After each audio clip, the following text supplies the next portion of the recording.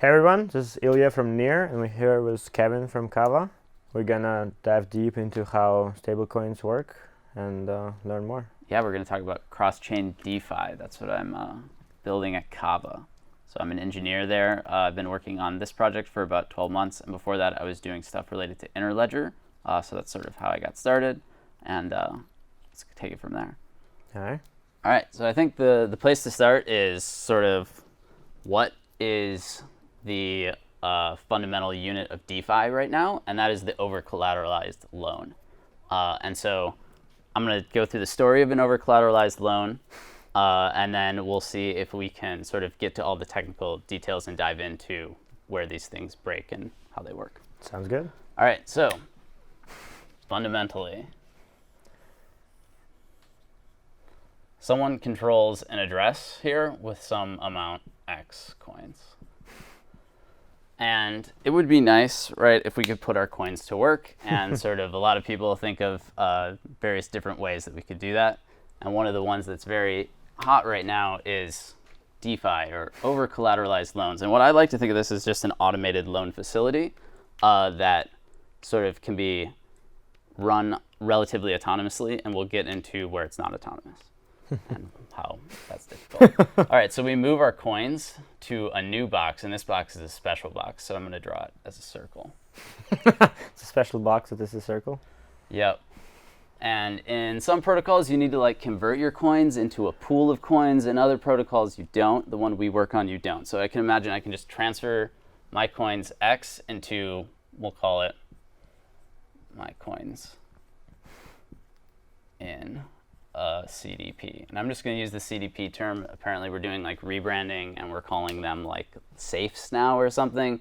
But I think a collateralized deposition is a reasonable description of what we're trying to do here. And so we have balance X in here and it's still controlled by me. So I didn't change ownership, but this box here is now capable of creating a bunch of financial contracts that can be run on a blockchain. And so the first sort of thing we want to be able to do with this is to take my balance X and to create a coin off of X. And so, right, I can't probably create more X. It would be surprising, right, if the protocol just let me create more X. Probably X would have an inflationary problem. So instead, we're going to allow me to create a debt that is denominated in something that is widely used. So I could imagine, right, I could be like, this is going to be Apple stock. I'm going to draw Apple stock off of my debt X here, but not that many things are denominated in Apple stock. And so turns out the thing that almost everything is denominated in is USD. So we're not really creating USD, and we're not guaranteeing that this debt is going to be USD at this point, yeah. but we're just going to say somehow I can Denominated in USD. create a dollar-denominated debt. So dollar debt. First, we have to figure out how much debt can I draw off of X, and then why anyone would do this. So first question has to be, I need to know the value of X in dollars to USD, and I need to be able to get there with high frequency. Like it can't be like, if this value is changing a lot, I need it to change a lot in here. And then because typically X is a very illiquid, super highly volatile asset, we're going to require that the value of X in USD is large relative to the debt that I am drawing. So if X equals 100, we typically limit the dollar debt to something like 66. And this is a parameter of the system, 1.5, right? Yeah, and people say 1.5 has become the sort of gold standard here. Mostly because Maker hasn't broken yet, right? Yeah. So 1.5 works. And nobody wants to drive it down because nobody wants scary. to drive it down. Nobody wants to drive it up because it's already super economically inefficient. Yeah. This is not a common setup in financial things. And I think one thing that's worth pointing out is like the traditional thing you do with collateral is you post highly liquid collateral to draw an illiquid debt. Or sorry, you take illiquid assets and draw highly liquid debt. Here we have two illiquid assets, and so we're not in a traditional setup, and I think that's sort of the first thing to like when you look at this box here, you're like, that's a weird box. Well, this dollar debt. Even more traditional setup is that you don't have any collateral and Yeah, or you have a very small amount Yeah. of collateral. X is 10. yeah. And I can use X to make many different loans, right? All right, so we've agreed that I can draw some amount of X here, and we're going to allow this system to be replicated both across the asset X and then across any other assets. So it's going to go deep and wide in terms of many assets. That's what multi-collateral DAI is. That's what sort of the premise of these systems is. So we're going to have X, we're going to have Y, we're going to have Z. And they're all going to map Into said dollar debt. these structures. Yes, and then very importantly, we're going to always draw a dollar debt that's fungible. So the total sum of all debt will be these fungible coins, and the total sum of all this is the collateral backing those fungible coins. And that's what gives us the expectation of dollar parity. And I say expectation because I cannot take dollar coin, dollar debt coin, turn it back into collateral. There's no in-protocol thing that just swaps those around. And there is no guarantee that this thing will ever settle. So Maker has sort of what they call emergency settlement. Global we can settlement, we can unwind the system, but it's not guaranteed to during normal protocol. So the expectation of sort of value is mostly based on market expectations. And right now, the collateral ratios we see are even higher than 1.5 to 1. Everybody's like over collateralized because 5 to 1, because if there's a run on the price of whatever your collateral is, you don't want to have to spend time, effort, and money in transaction fees to re-collateralize your positions. also people just have way too much ETH. So then, yes, so then we can get into the, like, who is the person that's doing this, and it's probably someone who has way too much ETH. They literally have a problem of, I have too much ETH, and this is something I can do with it. Yeah. And so what I sort of like to look at this system here is this thing that is controlled by the debt ceiling is going to be pretty hard to scale, right, with a single asset. And finding good X, Y, and Z candidates is very difficult. I think a lot of the work that I do is focused on sort of what is the best way to get even candidates for X, Y, and Z into a system like this. And if it's all ETH and ERC20s, I'm skeptical. Yeah. And if you claim that you're going to do it sort of with new X, Y, and Z that I haven't heard of, or that assets that are trusted, I'm questioning why you need a blockchain. And so that's sort of where we step in, and we're like, I think that this setup is actually a good candidate for an application-specific blockchain. And I know that Zaki's been here before, so we've talked plenty about sort of Cosmos on the Whiteboard series, so I won't go too deep into that. We also had panel yesterday or on Thursday with Zaki about application-specific chains versus building dApps. Sure, versus dApps versus shared chains, and Yes, sort of this composability argument. So let's erase this and sort of look at the specifics of an application-specific blockchain for DeFi. So first off, we have Gov token in any blockchain, right? That wants to do on-chain governance, or that wants to sort of govern a set of parameters. We have a Gov token, we have a security token. Security in the sense of literally the token is providing security. I'm not with the SEC. And then we have... we may need to figure out a different name for this. yeah, stable token. And what Maker does, right, is we have MKR, we have ETH, and we have DAI. What Kava does is it takes these out and replaces them with a single token. Yep. And this token is providing security in the form of staking using Tendermint, and governance in the form of sort of Tendermint weight provides votes. Yep. So then we have sort of this dynamic token economic model, which is like the Gov token is inflationary in protocol.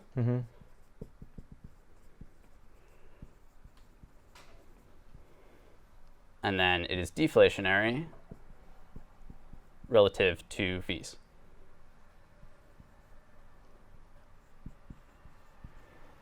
You mean you're burning fees? Yep.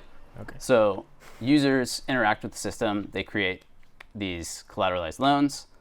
loans accumulate fees, which are controlled. The fees themselves are controlled by governance. When users close positions, they pay those fees in the governance token. So you have both inflationary and deflationary, and then we have lender of last resort.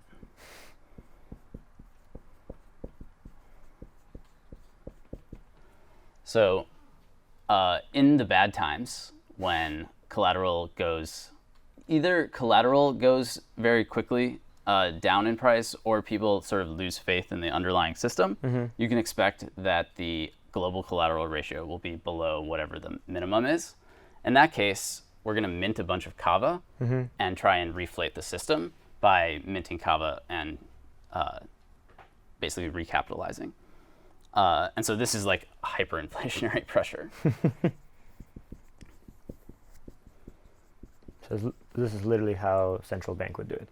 Yes, let's print more money to fix the problem. Yes. Only sort of the permission to print money is much more less defined. Yeah. You can do it whenever you need to, which is nice. And so the daily operation of this system probably looks something more like this, and then this is your edge case when the bad times happen. So let's go into... What's your stable token's name? USDX. X. Okay. X. You know, it's got to add an X on things. So what we want to do or want to think about is that X, Y, and Z should come from outside the system, and they should port into this loan facility, which we'll just call Kava. And so today, right, we can do this via IBC. We can do this via something like TBTC. Have you had these people on yet? Do you know what this is? Yep. So we can over-collateralize. And DEF CON, yeah. Yeah, so we can over-collateralize assets like Bitcoin and try and create a fungible Bitcoin.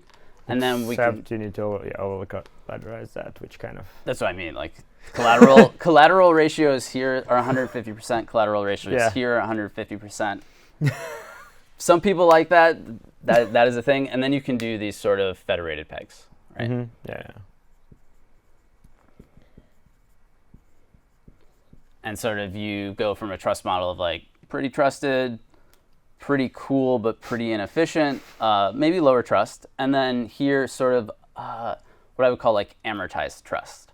Like IBC, you're still going through places that require you to trust the federation itself. The sort of relayer, there has to be one honest relayer. But we're much less than sort of there's 3 signers on my Bitcoin. And so we think this is a really cool construct right here. That if I can take an application-specific blockchain, and could be a DEX, could be a sort of... I would be skeptical if there are money tokens in application-specific blockchains, but DEXs, things that are useful and tradable, could be on application-specific blockchains. I can use IBC to issue them into Kava, and then have CDPs inside of that system. And the user experience there can be pretty slick, right? So this probably round trip on the order of seconds. I could imagine sort of you can... On Tendermint chains. On Tendermint chains. And on anything that's doing IBC, I would say. Well, you can have a... Unless you're doing like ETH through a smart contract or whatever, that's bridging. And I would say that that's, That's another option. Yeah. Well, you can have a... We're actually, figuring out Litecoin bridge, so... Yep. Yeah, so maybe bridges are another option because they don't have to use IBC. And sort of the design space here, a little bit nicer than the design space you can have in ETH. And I think that's sort of where we want to be. Sort of, I can imagine applications built on top of this that don't look anything like the way MakerDAO looks, because I can do things a lot faster. I can sort of cater my experience to what users want versus sort of the tools of the CDP. So when we think about CDPs today, it's like you open a dashboard and it looks like a finance dashboard, and you open a position, and then you way over collateralize it because you're worried about the fees and how long it's going to take, and you don't want to worry about it. If it's just a button that's like lever up whatever you're doing right here, in the background, like a CDP gets opened, a stable deck gets drawn, an automatic conversion happens through something like Uniswap, and boom, you just have more of X. That's a pretty sort of slick thing to do versus like constantly managing, holding the very fragile CDP and hoping that sort of the blockchain is around when you need it. I mean, yeah, that's a limitation more on the current infrastructure that it runs on, right? Yeah, as well as sort of it I would say kind of constrains the design space, the way that we think about it. Yep. So I guess. So the interesting questions that I have for any multi-collateral stuff, right? So you're saying you have like X, Y, and Z here, and then you kind of issued that, which is USDX. Now, is it true that this actually is fungible? Because it kind of relies on really depends on the risk profile of these, exactly. Right? So, and this is something we're already starting to get into, is like if there's only one X, it is nice, but you're totally capped on how much you can do. You need lots and lots of ETH whales to participate in your system. But if like Y has a default risk that is completely outside the blockchain, right? That Y can be seized by some outside authority, then how do I sort of judge this debt here? Yeah. If I really don't want to be exposed to Y, or at least I don't want my users to have to think about sort of exposure to Y if Y isn't pretty trusted. And then I would argue, or at least our philosophy is like, you should really avoid these. Well, so my question is in the world of like, let's say IBC or any kind of like cross-chain stuff, as a user, like I need to at least have some understanding where's the origin of the, like if it's just like I'm using, the example we use like a CryptoKitty, right, on my chain, but it actually was from another chain, right? Yep. Like using it here kind of requires me to understand a little bit about, especially like, the if it's model. an NFT. But if this isn't, that's not even specific, right? If this is well, it's piece of information, right, that has value. Yeah. So here, like you're saying, well, we have a multiple of this, which are like pretty much lever up one thing. So that's why I'm like, how are you guys thinking of risk profile? And I think we kind of skipped a few steps. Yeah. So we need to go back and talk about oracles and the way that information actually gets in here, because there's a great question, which is like, we want to denominate this in USD, and I want to control the collateral ratio here. Well, how do I know if it actually goes below? Somebody feeds in prices. The gods of the oracle feed in prices. Wait, oracles are not gods themselves, no? This is what we want to do here. And so our approach to prices is the same as staking, which is that the people who govern the token should be subject to slashing conditions, both for the security of the chain and for the prices that are fed into the chain. All right. And so the conditions for slashing in Atom is like double signing and liveness, although so this is like big slash liveness. Yeah, liveness is small. This is like tiny slash. In Kava, you have these two, and then you get plus price deviation, and then plus like failure for quorum to post, so price liveness.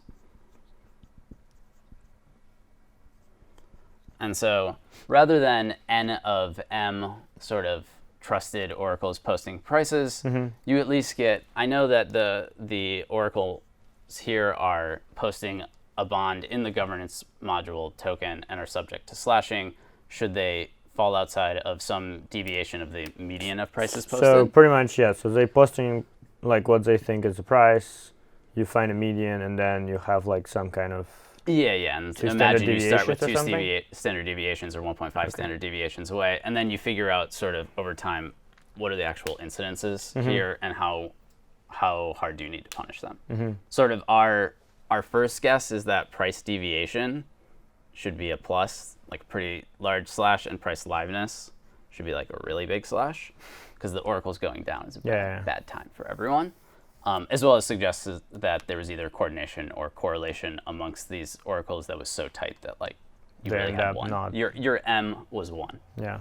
So I mean, the reality though is right now everybody draws prices from the same place. So at the end, it's like, well, I mean that's just kind of the way I think of it. Like building, like I've been thinking about using validators to post prices. Sure, this is like sort of the first whiteboard idea that you get to. The problem that I have is that like if everybody knows and like probably validators running default code and kind of things like that. Yep. Although they probably shouldn't post how they're getting their prices. They probably shouldn't, but like right now it's like everyone's running the medianizer and it's like cool, great. But I would say in equilibrium that this should really actually be proprietary, and you wouldn't want people to know how you're deriving your prices. Yeah, I mean, I agree with that. Like, mainly the problem is like if people do know, attacking on like APIs that are actually providing this price is actually not that expensive. Like APIs are really not protected. That's not what they're written for. Yeah, they're not actually protected and secured. Yeah. So you can actually like mess it up by just like attacking the kind of the source. Yeah, I mean, I think exchange infrastructure would have to change and have to be sort of like have a security model around price derivation. And you see exchanges, sort of interested in this area of DeFi. So I don't think it's like there's no interest in this. I just think that the movement towards here will require things to break. And right now, nothing has broken, and no one has ever lost money. Or not that many people. Terra got attacked recently, right? Yep. On the Oracle side. Yep. Terra has been attacked, or sort of like messed around with incentive incompatible Oracle design. And but I just mean like in terms of cascading failure of posting bad prices. We haven't seen that yet. But I mean, the interesting question is if you do have a decentralized exchange here, which you have connection to already. Can I endogenously get my prices? For example, or at least like use that as kind of a like to do market making from the prices at this point. Like anyway, there's some things to it. Something will come of that for sure. Yeah, because like you even see that with Uniswap, right? You can sort of get an oracle from Uniswap. Except don't rely on it. Exactly. Like the dog is eating the dog food. I'm not sure that it will work indefinitely, but and sort of the marrying of exchange data with decentralized exchange data with a security model related to prices being important and the APIs that protect them being valuable is sort of very immature right now. Yeah. And so CoinMarketCap. Curl CoinMarketCap grab. That's what. Crap. Post price. All right. Yep. So that's the thing that holds these systems together today, and that's just practically like when these guys are producing blocks, does it just include like? So I'm a leader right now. I post a block. I post my price. Prices or everybody are gathered in the block. So how does that work practically? So it's message transactions that everybody accepts and it's per so block. That oracles. So you have to be in consensus. So you have to be in the top 100 power, and then you post prices, and if your price is included in a block, you're subject to these slashing conditions. There should potentially be reward withholding if you don't, right? So as a block producer, I can actually censor people from including their prices. And this is true of all. You can censor pre-commits and transactions if you have a 1/3 coalition in Tendermint. The idea is you can censor even when you don't have like. For one block. As a block producer, I mean, you can censor indefinitely with 1/3. You can censor per block. The idea is that it's supposed to be attributable. And so if you note that every time you post a price and this producer has a block and they're censoring you, you might have some sort of out of protocol ways you find them on Discord. Get angry at them, and propose forking them out of the chain. Like those are your options there. But so did you get that? So so we've posted messages. You so you pretty much in a block. You add a bunch of messages, and then at the state transition you have like a price computed. We just medianize right here, and then assign slashing. Same, and then after that, run through the CDPs and see who's been. So do you pretty much poke automatically, pretty much? Yeah. So that was the other thing. It's like because we get this nice begin block here, we can poke automatically. We do not auction automatically, so what happens is you poke or bite, and then the CDP gets bitten. We have some bad debt in the system. Collateral gets seized and sent to the auction module.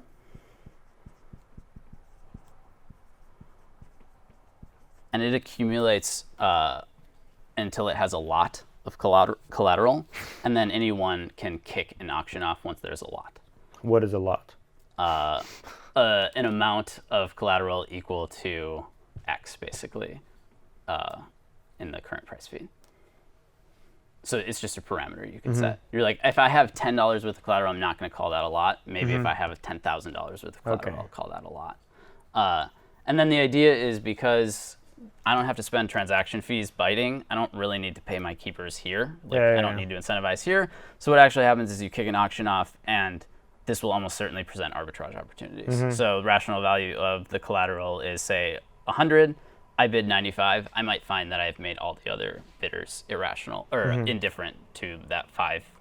And sort of like, this is just a arbitrage producing machine, as well as because you can run it from a light client. It doesn't require really anything to participate in other than collateral. And so this is where the keeper notion comes in, is these people can participate in auctions and presumably win them at a rate below market. All right, so just to walk through this. Okay, so we have a bad CDP, right? So this is, so let's say it's 100x, right? The price went down, so it's actually not collateralizing enough of 66 of USDX. Yep. So this gets put here. So you have 100x in auction. Let's now we have 66x in bad debt. It's 66 USDX. Yeah. So, yeah. So how? Let's just say this is enough to kick out an auction. So, sure. How's the process here works? Yep. So we're imagining that 100x is, say, now worth 50. 50. Well, wouldn't that be too low? that would be, or no, 50 would be too much. But either way, so there's going to be a rational value of X, and they're just going to bid. And then if that does not cross out the 66 debt, then we have a really bad auction, and that accumulates to the inflationary Kava. So now I have to, so let's imagine that this auction raises 50 USDX. Yeah. I now have 16 that is uncovered. USDX that is uncovered, and now I'm going to auction Kava for that. So here I'm auctioning collateral.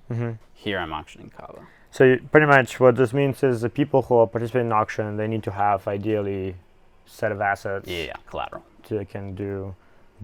I'm assuming you're not having a Uniswap or some form of swap on Kava. Not right now. On day one. Yeah. So pretty much, as a market maker or whatever participant, I need to bring a bunch of these assets to here. Yep. To be able to participate. Yeah, and in ideally, auctions. I would say that lots should be larger than smaller because of that. Yeah. But then while you wait, pretty much a also lot is waiting to be accumulated, right? Can it be? I mean, the prices can keep going down, right? Of course. So what's the I mean, pretty much need to find a balance between you need price to find slippage and yeah. I would say you don't want your lots to be so big that it's it's anywhere near a percentage of your debt limit, right? Yeah. If your debt limit is $1 million, you wouldn't want your lot to be 100,000. Yeah. That's scary. But maybe 10,000. So it should be probably capped at the percentage of the current debt limit. Yep. And then you also, in this system, need a pretty liquid governance token. Yeah. So if I'm minting this and there's just absolutely no way to sell it or to determine its price very accurately of the governance token, then you also have problems because no one's going to participate in these auctions. So let's say there's an auction of Kava, to pretty much to sell Kava for 16 USDX. Yep. So I'm here. I mean, you also need somebody who is let's just so as an arbitrator, right? What I want to have a bunch of USDX that I can buy this Kava with, and then go to. Yeah, I need to be able to exchange it. And in order for this to present actual arbitrage opportunities, there needs to be a liquid market. Yeah. All right. Cool. Makes sense. Yep. All right. And this is why I assume that multi-collateral DAI did not launch first, right? Yeah. If Maker is here in 2016, that's not happening. 2017 by now. No one's going to participate in these auctions. And so that's why we saw that Maker was not inflationary in single collateral DAI. And sort of now that there's a more mature market around these things, you can do this, but you want to control your debt limit, right? I mean, you always want to control your debt limit. Yeah, of course. You always want to control your debt limit, and you want to make sure that X, Y, and Z are actually credible assets that people have some amount of faith in. Yeah, so that goes back into like, so let's just say there's multiple assets. They will have different risk profile, right? Just both in the way that they are moving into the system, like and the security, whatever weight, right, is different. Yeah, exactly. Just whatever as well as the way that they're moving into the system, right? Yeah. Yep. So how, as a, like, let's say I am a market participant, I do need to evaluate like both which portfolio to hold to actually do this, as well as if I'm holding USDX, like when I want to close a position. Oh yeah, so one thing we didn't talk about is when I want to pay it back, right? Yep. So I paid back. I can only close my own CDP, or correct. We do not have like repayment. Yeah, repayment from other addresses. You could delegate it, perhaps. Like you could assign a delegation. That's something you could do. I don't think you could have anyone pay off your CDP. So let's just say if I open a CDP, got a bunch of USDX, spent it on something. Presumably more of whatever you opened your CDP with. Or actually, used it for stuff. It's questionable. I mean, we have seen some use cases. Yeah, when the stability fee was 0.5, that was a legitimate thing to do. Yeah. So then when I repay, right? So I need to repay the debt. Yep. So like 66 plus fees. Plus fees in Kava, right? Yep. So what like? And ideally, this can be abstracted, right? We don't really want users to have to purchase Kava. Yeah. So and it so would go to exchange and your exchange. Uniswap. Or whatever, so you do need or Uniswap your here. DEX that underlies this ecosystem. Mm-hmm. So today that's Binance DEX. I don't know how cypherpunk that is. But that would be the sort of user experience goal there. Mm-hmm. So what is a fee like? How does this fee determined? Determined by which collateral you opened with. Mm-hmm. So X can have a stability fee of. Oh, so per collateral. Collateral stability fee. Yep. As well as per collateral collateralization ratio. Okay. Right. And then, I see. Does this get an effect here as well? Like when, like I'm assuming here it will be with a discount, right? Like when I will be. Well, the clearing price, yeah. Yeah, the clearing price was a discount. I'm assuming that will affect, like this percentage will affect the discount because it's be used. Okay. As well as the supply of bad collateral. Yeah. Okay. Yeah, so going back to how to evaluate risk pretty much on the whole when you have like a mixed bag of different assets. A grab bag of different assets, yeah. With different risk profiles, like you may get like, IBC may get stalled because like something happened. That chain can, Yeah, the hub here could go away. That's a bad time for everybody. Yeah, I mean, I think it mostly comes down to, at this point, being super selective and not having these be permissionless, right? So it would be odd if the governors were like, anyone can put an asset into this system. And so I would say you want to do things that generally are bilateral. So if you're doing like Kava to Atom, well, these hubs are sort of like well known to one another. It's not Kava to Atom to I've never heard of this chain over here. Okay. And so there's that option, and then anything that is sort of independent of that system. So I may not love the security model of Binance Chain, but I may trust that it will exist or have sort of an independent risk parameter of Atom, right? So those are the two. But how does that value into the pretty much like? So it should value into the governance. Right? Yeah, it should value into the governance of the system. So Atom assets that are lower risk should have a higher debt ceiling, and then it should be on the governors to adjust that relative to risk. And you expect your validators to be pretty much over time. Decisions. Yeah, over time. You don't want to. I would say what you want to start with is a smaller debt limit than sort of the risk tolerance of all of these assets. You don't want to be fully exposed. But yes, over time, I think the actual value or the actual alpha generated by any of these systems is having governors who know what they're doing, having governors who are pricing risk properly. Yeah.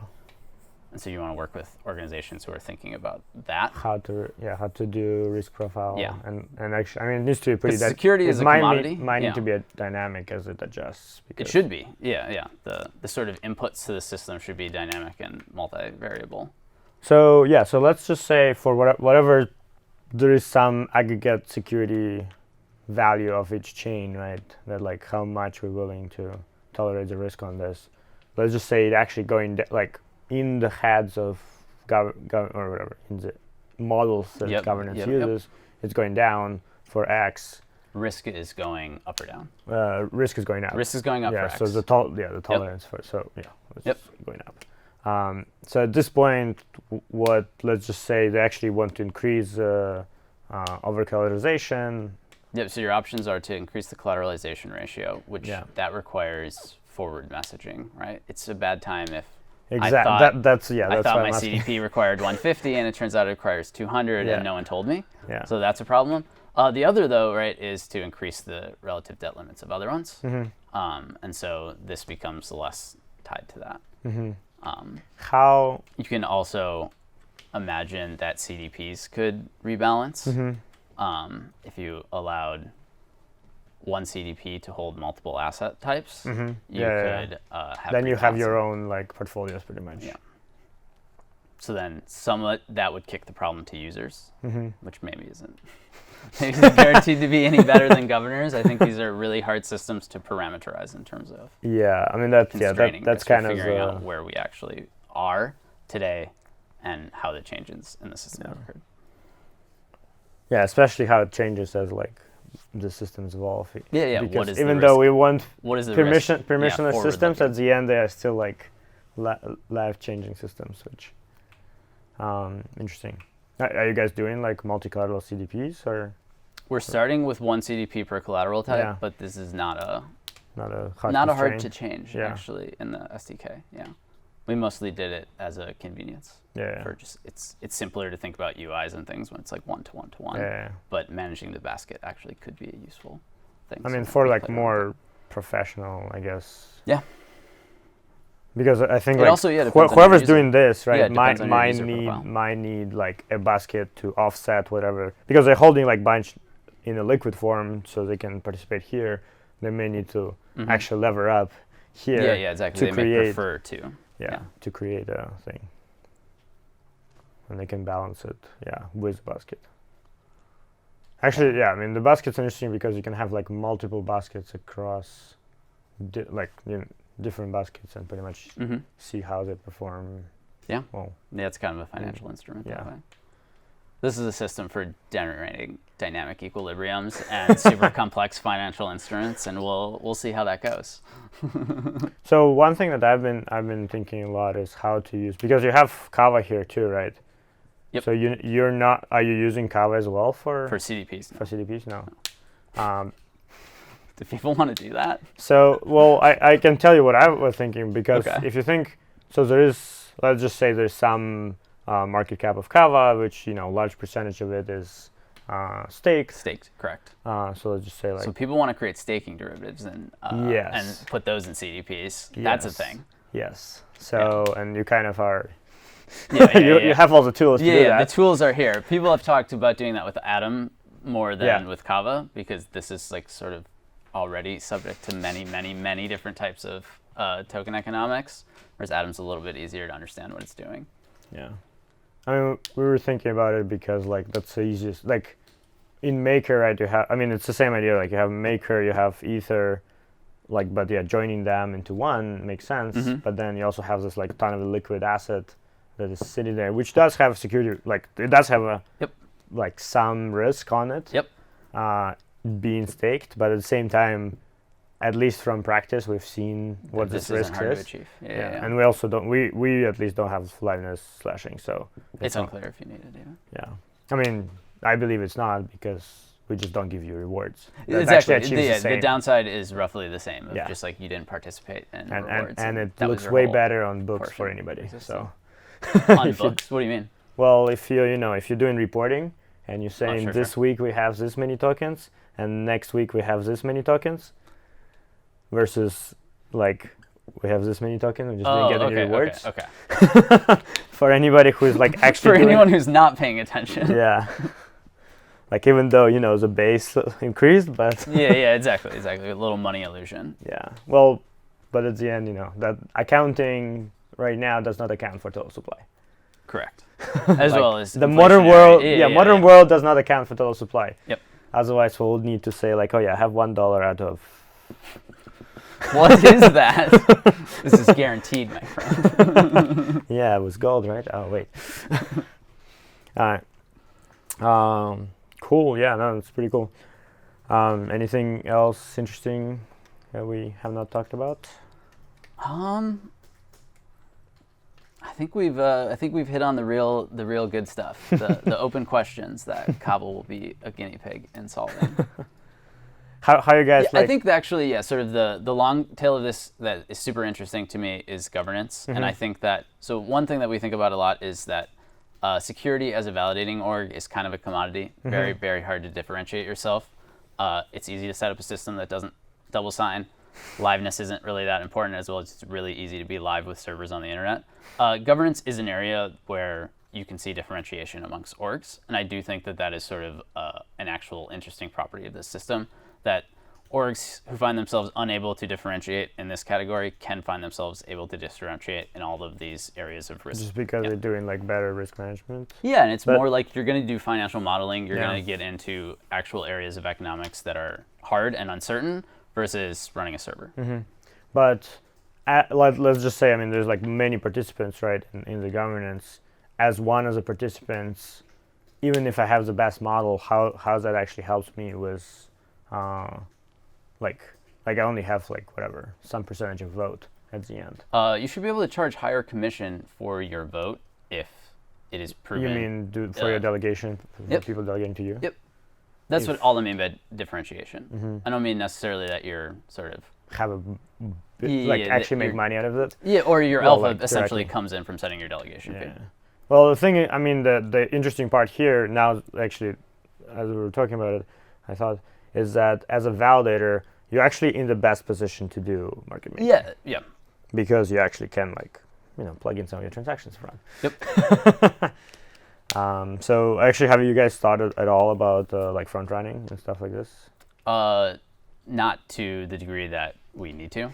Basically, like this works, and we'll figure it out when it doesn't work. And I think there's a lot of work in the DEX space that will be sort of applicable here. And so we're kind of like waiting to piggyback off. Yeah, I'm just thinking like if I'm a validator, right, with some weight, so I produce blocks one every n times, so I can actually, in theory, like front run some people and make some money on this. I have more information. I am influencing price even so slightly. All you can do though is get the first bid. Yeah. And so how long do you run an auction? I think the default is 24 hours, and then each bid kicks the auction for 10 minutes. Oh, it's 24-hour auction. Yeah. I see.